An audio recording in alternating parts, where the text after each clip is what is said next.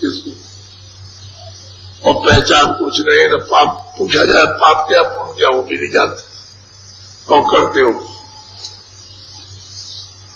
एक दफे बहुत दिन हो गए, 50 साल पहले, मैं इधर बिहार में कटिहार गया, स्टेशन पर उतरा तो चला गया एक कुएं पर। ये गाड़ी भाई देर में आएगी तो चलो स्नान कर, यहाँ पे कुआ था, वहां गया, वहां बैठ गया। वहां बैठ गया तो मतलब ये जो लोटा डोर हमारे पास था, उसमें से पानी निकाला उस कुएं से। तो एक ने कहा कि अरे बाल्टी रखी हुई, उससे नहा दिया। मैं ठीक है, कोई बात नहीं, लोटे ही से नहाएंगे। लोटे से थोड़ा बहुत अपना स्नान कर लिया, बराबर बैठे थे। तो मैं जब महाराज कुछ खाना ना कुछ खाओगे, खाना खाएंगे तो अपना खा लेंगे। लगे नहीं, हम सब्जी वब्जी ले आए कुछ। क्या हम तरोई खाते हो? नहीं, तरोई आप खाते हो? तरोई तो खाते। तो उधर से वो आराम कर रहे, इधर आओ। तो उसने उतार के टोकरी रख दी, वो मछली थी। तो हमने कहा भाई ये तरोई है क्या? लगे ये तो यहाँ की तो यही तरोई है, इसको जल तरोई कहते हैं। अरे बरसात की तरोई तो हमारे यहाँ भी होती है, लेकिन ये थोड़ी होती है। क्या तुम खाते कौन हो? कहले हम ब्राह्मण है। तो खाते हो? कहले हम तो खाते हैं। अब बताइए, मछली कहते चौके बैठे मछली खाने और भक्तन साथ उपवास बढ़ाओ। जो प्रभु के पाते हैं उनको तो उनके साथ उपवास, और घर में बैठ के मछली खाते। और इतना बोलो ज्ञान नहीं है कि मतलब ये कि हम ये क्या कर रहे हैं, ये भी नहीं जानते। और बस ये कहते हैं कि आप तो ब्राह्मण है। ब्राह्मण सब कर सकता है, जो ही काम वो सब कर सकता है। यही तो बात है। तभी तो सुबह सुबह उन्होंने हमला किया कि मतलब सब कर्म करते थे और कहते थे हम ब्राह्मण हैं। और वो कहेगा भाई तुम जिस काम के लिए आए वो काम करो, बताना तो वो चाहते थे, लेकिन अब उनकी समझ में नहीं आया। वो अपने रोजी रोटी पर हमला समझा। और उससे उनको क्या मतलब था? रोजी रोटी तुम खेती करो और कोई काम करो और कोई काम करो, जो तुम्हारी काम करते हो उसको करो, उसको मना करो। अरे भजन तो अलग है। हमने तो याद ही कहा कि मतलब तुम ये काम छोड़ दो, ये मत करो, ये करो, सब काम करो अपना, लेकिन जो सही है उसको करो। उससे जो कुछ भी बटोर बटार करके ले आओ अपने बाल बच्चों को, और अपना खाओ, शरीर की रक्षा करो। और भजन तो अलग है। भजन तो इधर से होगा, ये शरीर का काम इधर से होगा, ये सब इधर से ही है। तो आप उसको तो समझते नहीं हो, उल्टा कर। अब वो कहते हैं कि भाई हमने देखा वहां जाकर, ये सब किसकी कृपा से? कहीं गुरु की कृपा। और सीधा डंका पीटते कि हमने देखा। वो ये थोड़ी कहते हैं कि किसी और ने देखा, आपने तो खुद देख रहे हैं। बोलो। मेढक सी गति न की जानी, कूप समुद्र जाने मगर। कहते भाई कुआ थोड़ी समुद्र हो सकता है। ये जैसे कुएं में छलांग मारी गई है कि ये समुद्र तो समुद्र है। तो कहते हैं भाई ये तो कुछ और है, वो थोड़ी मतलब समुद्र हो सकता। समुद्र तो समुद्र ही रहेगा। आलाप और मतलब ये कुआ समुद्र नहीं हो सकता है। तो उसी को समझ देना कि यही सब कुछ इसमें हो लगे, सबके सब सही चीज प्राप्त करने की चेष्टा खत्म हो गई, इच्छा खत्म हो गई, तो इसमें लग गए, कूड़े कचरे काम में लग गए, इस वासना में लग गए, इसमें डूब गए और इस वासना से गंदे हो गए। अब ये कैसे उजले, कैसे अपने आप हो जाएंगे? आपके पास तो कोई साबुन है नहीं धोने के लिए। ये साबुन छोड़िए कपड़े वाला, वो तो जहाँ जीवात्मा के ऊपर मैल चढ़ा हुआ है उसके लिए कुछ चाहिए। अब वो जब तक नहीं मिलेगा तब तो वो कैसे धोया जाए? बोलो। कहा करे यह लाचार, वह तो देश न देखा। कहते हैं भाई क्या करे, वो तो लाचार है, क्योंकि उन्होंने तो उस देश को देखा नहीं, इसलिए उनको कैसे प्रतीत आएगी, कैसे बात। जो देश है सबका देश, सब आत्माओं का, सभी का देश, वहां से सब होना है। इन्हीं जितनी जीवात्मा है चर जितने भी हैं वो सब वहीं से, ईश्वर भी वहीं से, ब्रह्म वहीं से, पारब्रह्म सब वहीं से, जितने ऊपर लोगों में है सब होते हैं, सब वहीं से आई। तो कहते हैं वो देश तो तुम देखा नहीं, पाया नहीं, तो विश्वास कैसे हो, कैसे यकीन कैसे करें? बोलो।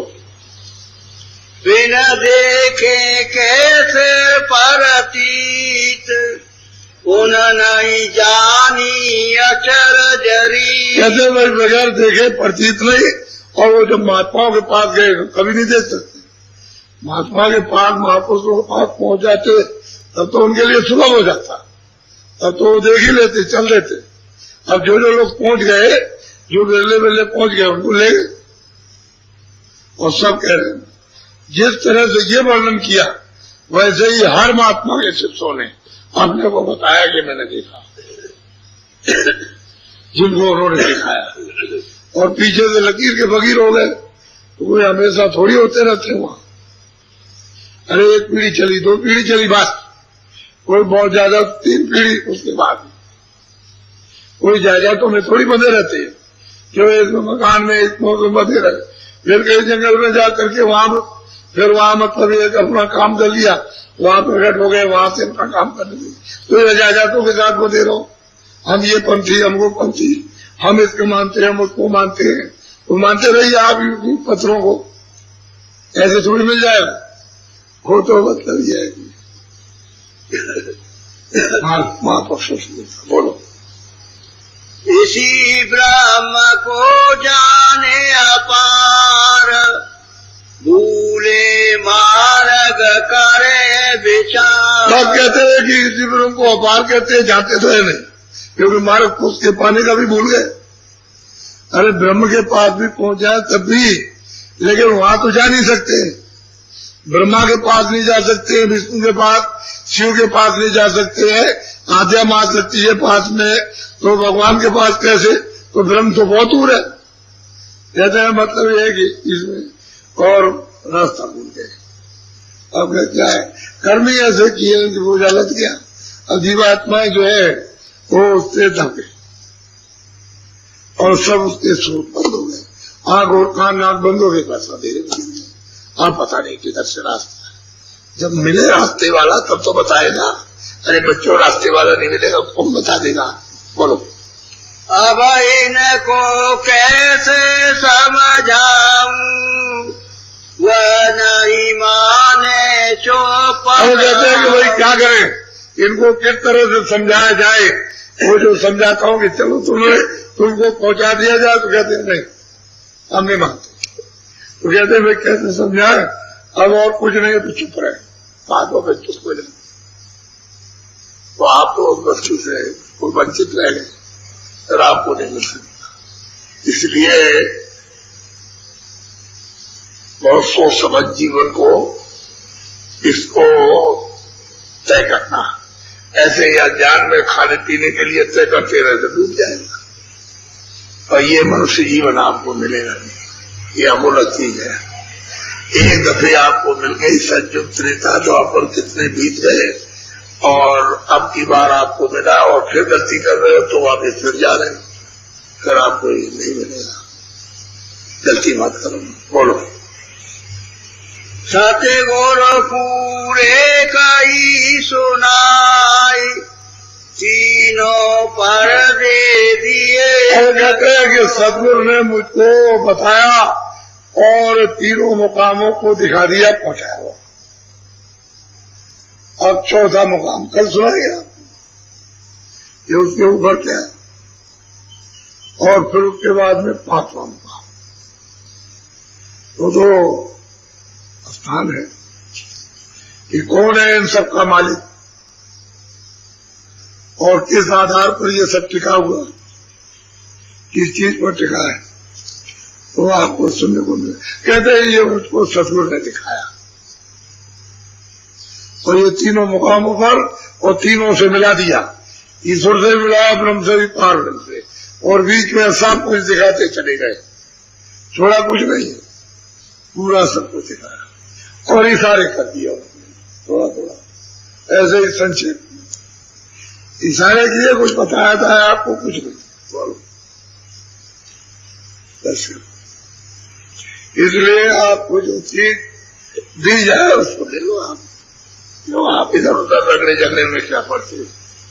असली चीज लो जो अमूल्य है, मनुष्य जीवन का आत्मसार, आत्म धन को आप ले लीजिए, इस झगड़े झगड़े में मत करो। ये तो मतलब ये है कि ऐसा झगड़ा है संसार का प्रपंच, इसमें डूब गए तो कोई निकलने नहीं वाला, डूब गए तो डूब गए, और बस हम ये डूबे हुए उनको रो रहे चिल्ला रहे। ये तो धीरे धीरे धीरे धीरे करके सुनाते सुनाते सुनाते सुनाते इनको निकाल कर चले आया। वो तो कान में अब भनक पड़ी है, अब पड़ी है भनक, बहुत दिनों से सुनाया धीरे धीरे। और मैं कहता था कि भाई मैं कुछ सुनाने की तैयारी कर रहा हूँ, धीरे धीरे धीरे धीरे धीरे। जब मतलब ये है कि जब वो वक्त आएगा तो सुनाना शुरू हो जाएगा। तो धीरे धीरे कान में डालता रहा, तो ये सबकी बातें सुनता रहा। लेकिन अब सुनाने का वक्त आ गया, अब समय आ गया। क्या सच्ची बात चाहते हैं लोग कि कोई चीज सच्ची मिल जाए, अब लोगों की भावना है। हम कहते थे लोगों के मन बदल जाएंगे, बुद्धि बदल जाएगी, चित्त बदल जाएगा, लोगों विचार बदल जाएंगे, भावना बदल जाएगी।